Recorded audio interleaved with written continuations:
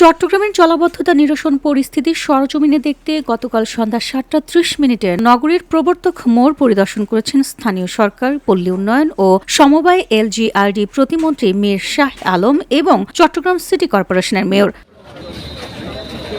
পরিদর্শন শেষে গণমাধ্যমের সঙ্গে আলাপকালে প্রতিমন্ত্রী বলেন, আপনারা যেভাবে প্রকাশ করছেন যে চট্টগ্রাম পানিতে ভাসছে, বিষয়টি আমি এসে দেখলাম আসলে তেমন কিছু নয়। চট্টগ্রাম স্বাভাবিকভাবে যেমন থাকে তেমনই আছে। পরিদর্শনকালে প্রতিমন্ত্রী ও মেয়র মহোদয় জলাবদ্ধতা প্রকল্পে অগ্রগতি নিয়ে সংশ্লিষ্ট কর্মকর্তাদের সাথে কথা বলেন এবং দ্রুত কাজ শেষ করার নির্দেশনা দেন।